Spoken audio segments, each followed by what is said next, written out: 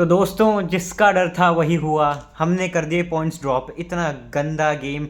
Like 2 दिन के लिए टेबल टॉपर्स कौन ही रहता है। लाइक आर्सेनल भी नहीं रहती भाई। आर्सेनल भी इससे ज़्यादा टाइम के लिए टेबल टॉपर्स रह जाती है। जितना गंदा हगा भाई उनके स्टेडियम में जा करके ऐसा गंदा गेम खेला। पता नहीं मतलब किस भूत और पिशाचिनी की गंदी बद्दुआ और नज़र लगी है। मर जाए साले, पता नहीं जिसकी बद्दुआ लगी है।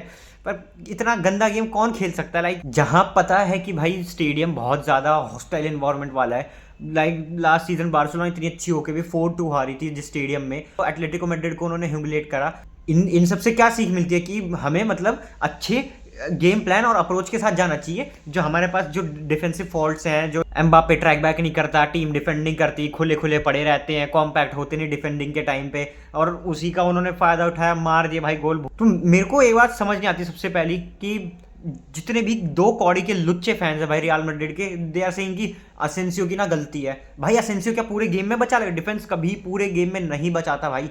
कोई भी डिफेंडर नहीं बचा सकता जब तक आप बाहर ऊपर स्कोर ना कर पाओ। अगर आपके फॉरवर्ड स्कोर नहीं कर पा रहे, वेस्टफुल हो रहे हैं जैसे एम्बाप्पे था आज, तो असेंसियो कितना बचा लेगा? असेंसियो तो प्रिकॉशन के लिए स्लाइड मार रहा था ना कि भाई गोल बच जाए, बट नहीं, सबको तो बस ब्लेम चाहिए ना। अब एक खराब परफॉर्मेंस चली जाती है तो फिर ब्लेम करना होता है किसी एक प्लेयर पे। अब वो बन गया असेंसियो क्योंकि उसने स्लाइड मारी और गोल पड़ गया। लाइक एम्बाप्पे इतना खराब खेला, इतना बकवास, इतना इतना लीचड़ लेवल का उसने फुटबॉल खेला। लाइक उसको दो दो इंस्टेंसेस पे आर्दा गुलर बोला था कि भाई अंदर चले जा, बॉक्स प्रेजेंस चाहिए। विनी ने भी बोला। और जो हमने इकलौता जो 2 कौड़ी का गोल मारा उसमें भी विनी ने ही मारा। वो कैसे मारा? बॉक्स प्रेजेंस से। बॉक्स प्रेजेंस चाहिए होती है भाई। पागल है टीम जो पता नहीं मिलियंस खर्च कर देती है स्ट्राइकर खरीदने में। मैन सिटी हो गई, उन्होंने हालैंड पे इतना खर्च करा, विक्टर ओशिमेन को गलत सैरे ले गई नेपोली में इतना अच्छा खेलने के बाद। कोई पागल नहीं है भाई जो इतना स्ट्राइकर्स पे पैसा खर्च करते हैं और इतनी गंदी खिचड़ी पकाई सब्स्टिट्यूशंस में। एक बार इमेजिन करो कि जिस प्लेयर ने असिस्ट दिया फेदी वलवर्दे को सब करा, गोंजालो गार्सिया की जगह उसको डाला राइट मिड, गोलर की जगह आया सबायोस और ट्रेंट आया कारवाहाल की जगह। आई आई अंडरस्टैंड कि भाई कारवाहाल को इसलिए खिलाया कि एक्सपीरियंस प्लेयर है, उसकी डिफेंडिंग उससे अच्छी है, क्योंकि विक्टर मुनोस क्विक प्लेयर है, उसको पकड़ना है आपको। तो आपने उसकी जगह कारवाहाल को खिलाया और उसके बाद आपने जब उसको सब्स्टिट्यूट कर दिया तो सब्स्टिट्यूट इंपॉर्टेंट हो गया था क्योंकि 1-0 से डाउन चल रहे थे। तो जब ट्रेंट आया तो ट्रेंट को वालवर्दे चाहिए ना बैकअप के लिए। जब ट्रेंट की रिकवरी पेस अच्छी नहीं है, डिफेंडिंग अच्छी नहीं है, तो वालवर्दे को रखना चाहिए ना मिडफील्ड में। पर वालवर्दे को निकाल दिया। उसकी जगह वालवर्दे की जगह हम लाए गोंजालो गार्सिया को, जो कि बॉक्स प्रेजेंस रखता है, स्ट्राइकर है, प्रॉपर नंबर 9 स्ट्राइकर है। लेकिन नहीं, हमने बोला विनी एम्बाप्पे ऊपर स्ट्राइकर खेलेंगे, गोंजालो गार्सिया आरएम खेलेगा, और नेल इन द कॉफिन डाल दिया हमने, सबायोस को डाल दिया गूलर की जगह।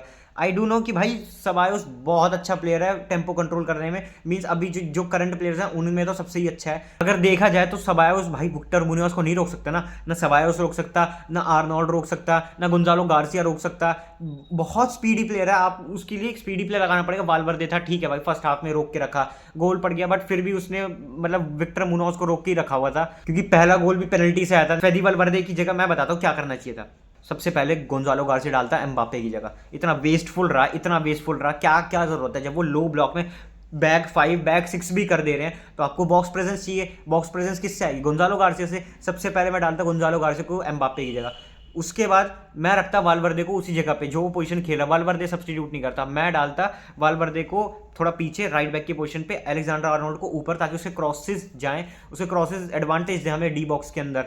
और अगर सबायोस को डालना भी होता तो फिर मैं सबायोस को डालता गोलर की जगह, ताकि थोड़ा टेम्पो कंट्रोल हो जाए। तो राइट फ्लैंक पे हमारे पास विक्टर मुनियोस को रोकने के लिए प्लेयर्स भी होगा, राइटफुल प्लेयर्स हो गए। एक बहुत प्रैग्मेटिक अप्रोच हो गई कि भाई वालवर्दे रोक लेगा, ट्रेंट अलेक्जेंडर आर्नोल्ड क्रॉस डालते रहेगा, और हमारे पास गोंजालो डी बॉक्स के अंदर। तो मीन्स ये अप्रोच लाइक अडेप्ट कर सकता था अल्वारो आर्बिलोआ, बट पता नहीं क्यों नहीं करता ये। मैं इससे ज़्यादा तो टैक्टिक्स में इस गेम में घुसूंगा नहीं, क्योंकि भाई बोलने का क्या फ़ायदा जब इनको फ़र्क पड़ना नहीं। हर गेम में यही होता है, 2-3 गेम जीत जाते हैं, हमें लगता है कि भाई अब हम बैक इन द लीग हैं, उसके बाद बॉटल कर देते हैं। वहाँ वो बार्सिलोना का भी यही हो रहा है, वो भी बॉटल कर रहे हैं, हम भी कर रहे हैं। अब मुझे तो लग रहा है एटलेटिको भी ले जा लेगी, जो भी 3rd पोजीशन पे टीम है अभी। अब इससे ज़्यादा मैं टैक्टिकल एनालिसिस कर भी नहीं सकता। क्या क्या करूँ? इतने सड़ा हुआ फुटबॉल खेलते हैं, सबको फॉल्ट्स ही दिखते रहते हैं। पता है कि भाई वही प्रॉब्लम्स है, डिफेंड नहीं होता, 2 प्लेयर्स को हम नहीं बना सकते एज अ फॉरवर्ड, हमें एक ही प्लेयर्स को लाइबिलिटी रखना पड़ेगा, सबको डिफेंड करना पड़ता है। चलो एम्बाप्पे को रख दिया, बट एम्बाप्पे अगर भाई जब तक को हम डिफेंड करने को मना कर रहे हैं तो भाई एटलीस्ट प्लीज़ बॉक्स प्रेजेंस रख। कितनी बार हम सब प्लेयर्स बोलते रहते हैं कि भाई बॉक्स प्रेजेंस रख ले, बॉक्स प्रेजेंस रख ले, बट भाई अपनी तो सुनते ही नहीं। उसको तो लगता है कि भाई उसका घर है, फील्ड जहाँ मर्जी जब मर्जी जैसे मर्जी घूमे। अब थोड़ी सी सॉल्यूशंस की बात कर लेते हैं कि अभी इसके ये जो इतना क्राइसिस हो रखा है इसको इससे ओवरकम कैसे करें।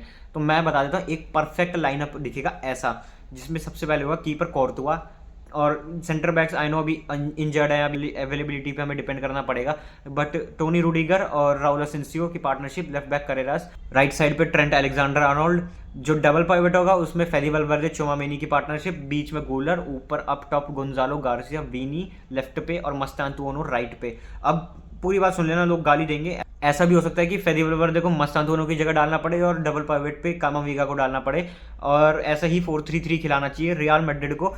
अब आती है एम्बाप्पे की कि हमने साइन क्यों करा इतना महंगा प्लेयर जब वो खेलेगा नहीं, तो एम्बाप्पे को हम रखेंगे बेंच पे, ताकि जब गोंजालो गार्सिया 2-3 हेडर से गोल मार दे, जब अच्छी लीड हो जाए तो एम्बाप्पे को डालेंगे, ताकि फिर हमारे पास बॉल रहेगी, दूसरी टीम स्कोर करने के लिए चढ़ेगी, पीछे स्पेस बनेगा, फिर एम्बाप्पे उसको एक्सप्लॉइट कर सकता है, फिर हम 6 से 7 गोल मार सकते हैं। ये ज़्यादा प्रैग्मेटिक अप्रोच है, रैदर देन कि भाई वो घटिया सा वो लो ब्लॉक बैठ जाते हैं, एम्बाप्पे अपना मिडफील्ड में आ जाता है, आर्दा गुलर को काम नहीं करने देता, ना चोमामेनी को, अपना अपना बॉल चलाता रहता है, और जब उससे डिस्पोजेस हो जाती है तो भागता नहीं है।